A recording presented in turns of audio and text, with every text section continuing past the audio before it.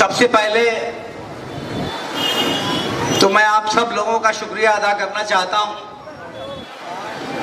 कि आज से ठीक 1 साल पहले जो चुनाव हुआ तो उस चुनाव में आपने, जब मैं समाजवादी पार्टी का टिकट लेके आया तो भी आप मेरे साथ खड़े रहे, और जब मैं बहुजन समाज पार्टी का टिकट लेके आया तो भी आप मेरे साथ खड़े रहे। ये अजब इत्तेफाक है कि चुनाव के बाद ऐसा मौका ही नहीं आया कि कोई अवामी मीटिंग हो और मैं आपका शुक्रिया अदा करूं। तो आपका शुक्रिया अदा करता हूं और आपसे वादा करता हूं कि ये मेरी पूरी जिंदगी आपके लिए कर्ज है, और आपके जो एहसानात हैं मेरे ऊपर, मैं उसको ताहयात चुकाने की कोशिश करूंगा। फिर भी चुका नहीं पाऊंगा, मगर इंशाअल्लाह ताला कभी आपको मुझसे कोई शिकायत का मौका नहीं मिलेगा। आप सब जानते हैं कि समाजवादी पार्टी ने आखिरी दिन में, बिल्कुल आखिरी वक्त में, जब पर्चा भरने का आखिरी दिन था, तब मेरा टिकट काट दिया। मेरे पास उम्मीद के तमाम रास्ते बंद हो गए थे, हर तरफ मायूसी और अंधेरा था। मुझे ऐसा लग रहा था कि अब मेरा सियासी मुस्तकबिल यहाँ से ख़त्म हो जाएगा और मैं गुमनामी की ज़िंदगी में चला जाऊँगा। ऐसे में उम्मीद की किरण बनकर यही लोग उठे जो स्टेज पर बैठे हैं, और 2 घंटे के अंदर अंदर मुझे बहुजन समाज पार्टी से टिकट दिलाया। तो जाहिर सी बात है कि एक मायूसी के आलम में उम्मीद की किरण बनकर कोई अगर आपके साथ खड़ा होता है तो उसके एहसानों को नहीं भूलना चाहिए। आप बताइए मुझको कि क्या मैं सही हूं या गलत हूं? बहुजन समाज पार्टी ने मुसीबत के वक्त मेरा साथ दिया, तो मुझे बहुजन समाज पार्टी के साथ खड़ा रहना चाहिए या नहीं रहना चाहिए? बहुत नशेबो फराज आए, मगर कभी मैंने जिंदगी में कौम के साथ धोखा नहीं किया है। मेरी उम्र 63 साल होने को है, और पहली मर्तबा जब मैं जेल गया था तो मेरी उम्र 24 साल थी। अपने मामले में नहीं गया था, अवामी मामले में ही। चितनपुरा में नाली उली का मामला था, झगड़ा था, उसी को लेके गए थे। नगर पालिका का घेराव किया था और उसे मुकदमा कायम हुआ, मुझे जेल जाना पड़ा, और तब से मुकदमों का लगातार सिलसिला जारी है। 22 से ज़्यादा मेरे ऊपर मुकदमे हैं, और अल्लाह के ज़ात का मैं शुक्रगुजार हूँ कि एक भी मुकदमा मेरी अपनी ज़ात का नहीं है। सारे मुकदमे अवामी लड़ाई और अवामी आंदोलनों के हैं। एनआरसी में भी मुझे खुद पुलिस ने बुलाया वहाँ मदद के लिए, और मुझे ही मुल्जिम बना दिया। जब पैंडेमिक आया था तो उस वक्त भी जो बाहर में फंसे हुए लोग थे, जो दूसरे शहरों से आ रहे थे, परेशान हाल थे, जिनका कोई पुरसाने हाल नहीं था, उनकी मदद कर रहे थे और उनको उनके घरों तक पहुंचा रहे थे। उस वक्त भी मेरी गाड़ी सीज कर दी गई, और उस वक्त भी 2 मुकदमा मेरे ऊपर कायम किया गया। एक मुकदमा मेरी बीवी सभासद थी तो उसके ऊपर भी कायम किया गया। इन हालात से गुजरे हैं, और कभी आपको यकीन दिलाते हैं कि कभी आपके साथ, कौम के साथ कभी धोखा नहीं करेंगे। अरशद जमाल इस बात का वादा है। अब सवाल ये पैदा होता है कि पिछले 10 सालों में, जब से केंद्र में भारतीय जनता पार्टी की सरकार बनी है, या उत्तर प्रदेश में 8 सालों से योगी की सरकार बनी है, तब से उत्तर प्रदेश के और देश के मुसलमानों का नाटका बंद कर दिया गया है। जुल्म का कोई भी ऐसा रास्ता नहीं है जिसे आजमाया न गया हो। मुसलमानों को हर तरीके से दलील करने की कोशिश की जा रही है। कभी एनआरसी के नाम पे मुकदमे में फंसाया जा रहा है, कभी पैंडेमिक के नाम पे किया जा रहा है, कभी भीड़ के जरिए किसी का कत्ल कर दिया जा रहा है, और तरह तरह की जो देश के और प्रदेश के जो बड़े नेता हैं भारतीय जनता पार्टी के, वो मुसलमानों का नाम लेकर उनको जलील करने की कोशिश कर रहे हैं। और प्रदेश के मुख्यमंत्री ऐसी भाषा का इस्तेमाल करते हैं कि दोहराने में भी शर्म आती है। उनका ये कहना है कि अभी और तंग कर देंगे मुसलमानों को, प्रदेश में रहना तंग कर देंगे, इससे भी ज्यादा मुसलमानों को तंग कर देंगे। मैं बताना चाहता हूं कि मुसलमानों को और इस्लाम को 1500 साल हो गए, कोई न मिटा सका और न कोई हटा सका, न खत्म कर सका। तो आपकी क्या औकात है कि आप मिटाओगे या खत्म करोगे? हम इसी तरीके से रहेंगे और सीना तान के इंशाअल्लाह ताला चलेंगे और कामयाबी की मंजिलों को छुएंगे। घमंड में चूर ये सरकार अपने मजालिम की जो इंतहा कर रही है उसका डट कर मुकाबला करेंगे। आप गौर कर लीजिए कि उत्तर प्रदेश में जितने मुस्लिम रहनुमा थे आपके, किसी को माफिया के नाम पे खत्म किया गया, किसी को किसी और आरोप लगाकर खत्म किया गया, किसी को और कोई आरोप लगाकर खत्म किया गया। कानपुर से लेकर मेरठ और जितनी जगहों पे मुस्लिम रहनुमा थे, चाहे एमएलए रहे हों, चाहे एमपी रहे हों, चाहे किसी भी तरह से मुसलमानों की क़यादत करते रहे हों, उन्हें फर्जी मुकदमात में फंसाकर उन्हें जेलों में बंद कर दिया गया और उनकी तमाम जायदादों को कुर्क कर लिया गया। जबान खोलना मुश्किल हो गया। ऐसे हालात में वो ये चाहते हैं कि मुसलमान दूसरे दर्जे का शहरी हो जाए। ऐसे हालात में वो चाहते हैं कि मदारिस को बंद कर दिया जाए। ऐसे हालात में वो ये चाहते हैं कि जो मुसलमानों की शनाख्त है, जो मुसलमानों की पहचान है, उसे मिटा दिया जाए। वो ये चाहते हैं कि टोपी और दाढ़ी रखकर कोई इस मुल्क और इस प्रदेश में, कोई शहर में चलने वाला ना हो और हमें आने वाले दिनों में वोटिंग से भी महरूम करने की कोशिश की जा रही है। बहुत सारे ऐसे हालात हैं और ऐसा नहीं है कि रोज अखबारों में और टीवी में जो लोगों के बयानात आ रहे हैं और जो कारनामे हैं वो सब आपके सामने हैं। ऐसे में हम लोगों को बहुत सोच समझकर कदम उठाना है। सियासी फैसला देखिए आपको लेना है, किसको वोट देना है ये आपको तय करना है। हम लोग तो आकर अपनी बात को रख के चले जाएंगे और जिसको भी आप वोट देंगे हम आपके साथ खड़े रहेंगे, ये बात पक्की है। लेकिन जाहिर सी बात है कि एक एक वोट आपका कीमती है। आप याद करिए कि केंद्र में जब वाजपेयी जी की सरकार थी तो वो सरकार एक वोट से गिरी थी। अगर एक एमपी और उनके पास रहा होता तो वो सरकार बच गई होती। उस वक्त हमारी पार्टी के पास 3 एमपी थे और बहन जी ने वो तीनों वोट कांग्रेस के समर्थन में दिया था। 2 मरतबा यूपीए की सरकार बनी और दोनों मरतबा बहन जी का समर्थन, बहुजन समाज पार्टी का समर्थन कांग्रेस के साथ था। मैं ये बातें इसलिए बता रहा हूं कि लोगों के दिमाग में एक बात है और आम तरीके से ये बात लोग कहते हैं कि बहुजन समाज पार्टी का प्रत्याशी जीतेगा तो जाके बीजेपी की ही सरकार बनाएगा। ऐसा पिछले 30 सालों में, 33 सालों में जब से बहुजन समाज पार्टी बनी है, कभी ऐसा तो नहीं हुआ कि केंद्र में सरकार का या प्रदेश में सरकार का समर्थन किया हो, सरकार बनाने में मदद की हो। हाँ, सरकार बनाने में मदद ली है जरूर और अपनी शर्तों पे ली है। जब तक उनको समझ में आया दिया, जब समझ में आया हटा लिया। आज भी मैं ये बात दावे से कहता हूं कि आज भी अगर हमारा प्रत्याशी जीतता है, जितने भी प्रत्याशी हमारे उत्तर प्रदेश में जीतते हैं, तो वो एनडीए के साथ नहीं जाएंगे, वो राष्ट्रीय गठबंधन के साथ जाएंगे, क्योंकि गठबंधन सेकुलर लोगों की एक अदमत है और उन्हीं के साथ हमारे पार्टी के लोग काम करेंगे। और मैं यकीन दिलाता हूं आपको, और हम लोग कौम के सिपाही हैं। पार्टी दूसरे नंबर पे है, पहले नंबर पर हमारे लिए आप हैं, हमारी कौम है।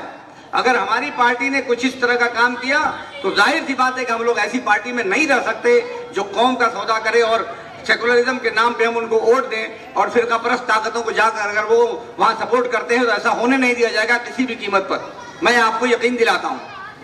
अब सवाल ये पैदा हो रहा है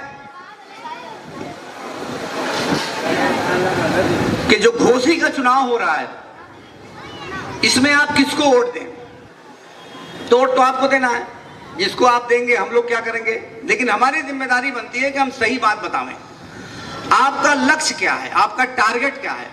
आपका टारगेट अगर बीजेपी को हराना है या गठबंधन को वोट देना है?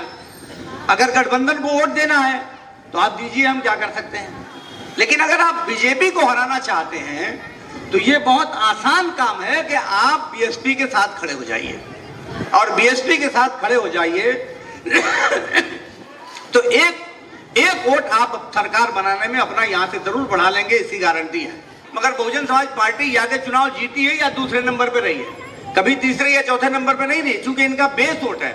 और इस बार हमारे बेस वोट में चौहान समाज का इजाफा हो रहा है।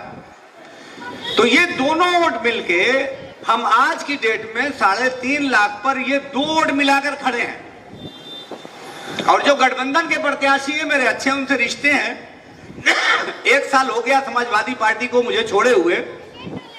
लेकिन आपने कभी सुना नहीं होगा कि मैं एक शब्द भी समाजवादी पार्टी के खिलाफ या उसके नेता के खिलाफ बोला हूं। ऐसा क्यों?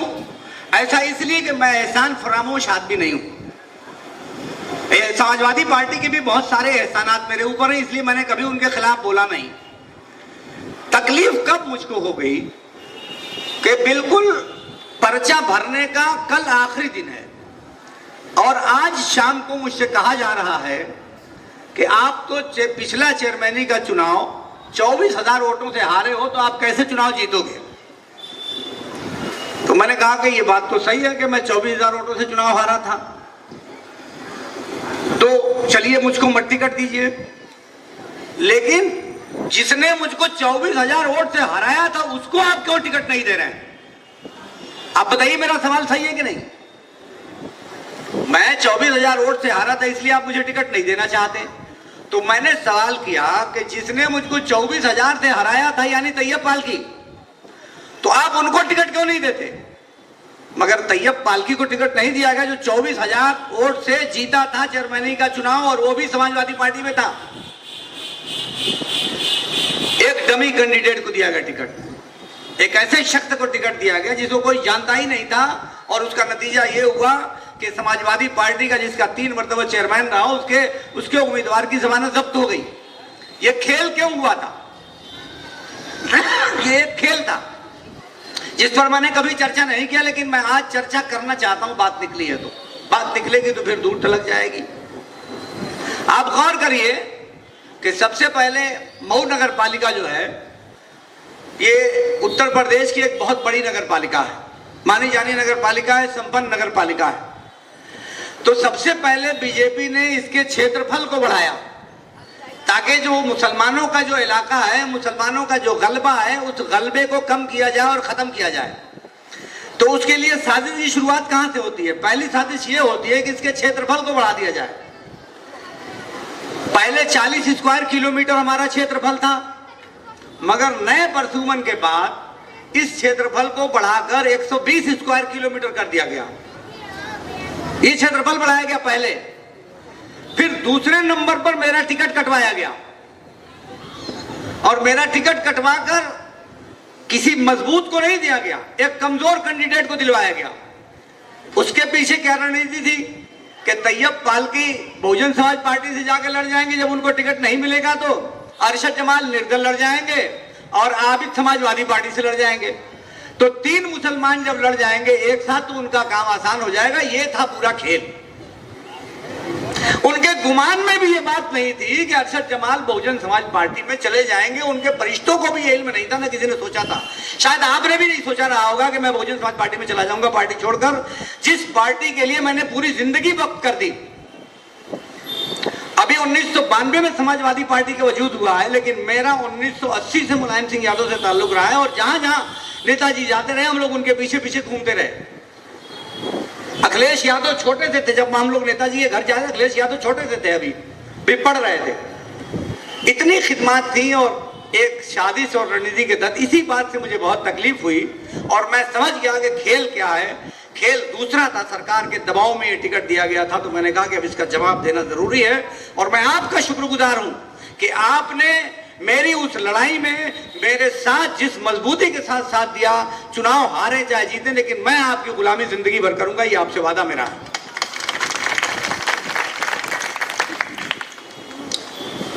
अब चूंकि हम लोग एक दल में हैं, तो हम दल के लिए तो अपील करेंगे ही। तय आपको करना है कि वोट किसको देना है।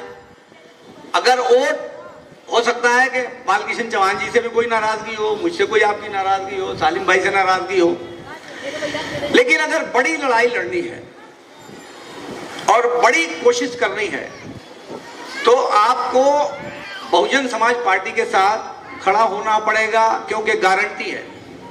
अच्छा, मैं ये भी कह दूं, अगर भाई दबे खुदा ना खास्ता हमारा प्रत्याशी नहीं जीतता, लेकिन बीजेपी अगर नहीं जीतती तो मुझे भी खुशी होगी।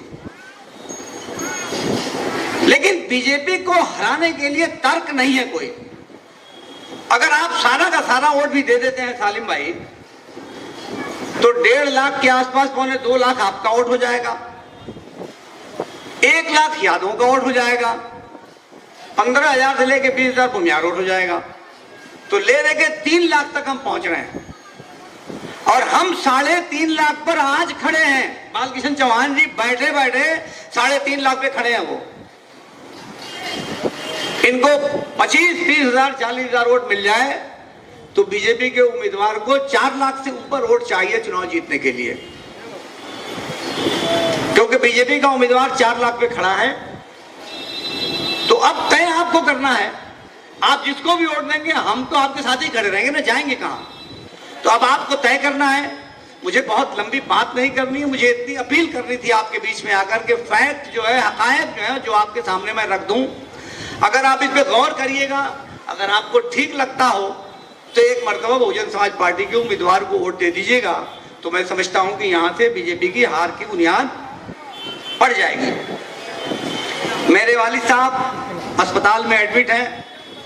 तबलीगी जमात का जो मरकज है दिल्ली में, वहां वो गए हुए थे। उनकी उम्र 96 साल है, लेकिन चूंकि उनका इतना गहरा रिश्ता है तबलीगी जमात से कि वो बात नहीं आते। बहुत मना किया गया कि आपकी उम्र नहीं है जाने की, मगर वो चले गए और वहां बेड से वो गिर गए और उनके कूल्हे की एक हड्डी टूट गई।